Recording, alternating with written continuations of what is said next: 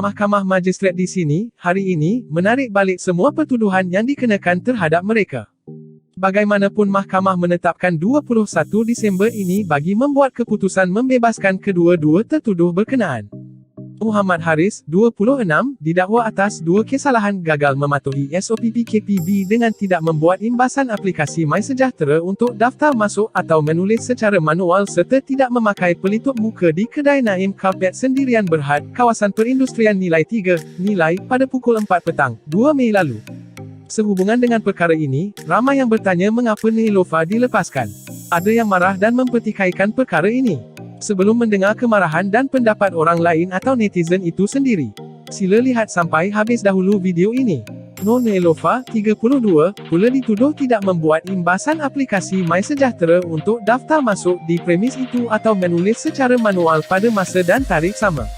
Sementara itu, peguam berpasangan itu, Tan Sri Muhammad Syafi Abdullah, ketika ditemui di luar bilik perbicaraan, berkata pihak pendakwaan menarik balik semua pertuduhan iaitu 2 pertuduhan terhadap Muhammad Haris dan 1 pertuduhan terhadap Neelofa atau Neelofa.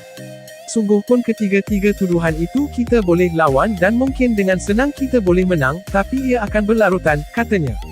Jadi inilah keputusan yang telah dikeluarkan. Ada yang masih tidak berpuas hati walaupun telah diuruskan oleh pihak mahkamah. Apa yang netizen mahukan, sebentar lagi kita akan mendengarkan komen-komen yang dilempar keras ke atas Neelofa.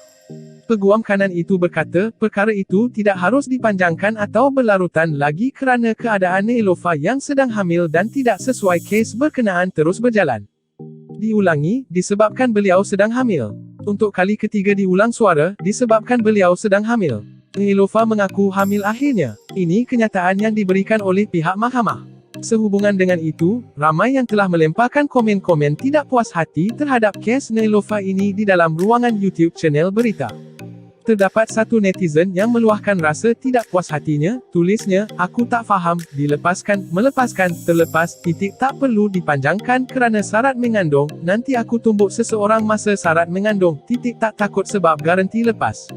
Lipas dah lepas, kalau gonggok pasti meringkuk.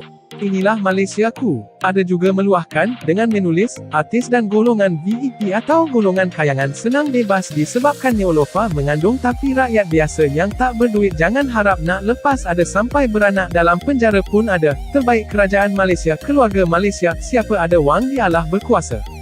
Ditambah lagi satu komen, wow, sebab beliau ada duit untuk lantik peguam yang sangat hebat untuk memikirkan alasan sedang hamil dan sah dari sisi undang-undang. Dan bung rakyat marhaen yang tidak berkemampuan untuk lantik peguam dan lemah dari segi undang-undang hanya mampu mengikat perut dan bergolok gadai untuk bayar denda. Tidak cukup dengan itu, ada juga yang meluahkan rasa dengan tulisan begini pula, layanan super kayangan. Artis kalau, pihak pendakwa raya pun boleh tarik balik pertuduhannya. Kalau rakyat yang tengah dalam kesusahan, korang pijak selagi boleh, korang lenjan sampai berkicap. Luahan ini dikeluarkan oleh mereka yang berasa tidak puas hati dengan tindakan Mahkamah Malaysia. Sememangnya ini adalah mengikut undang-undang. Berasa tidak adil juga bagi pihak Neelofa untuk dihukum begitu oleh pihak netizen. Sedangkan suka melemparkan komen mengikut emosi.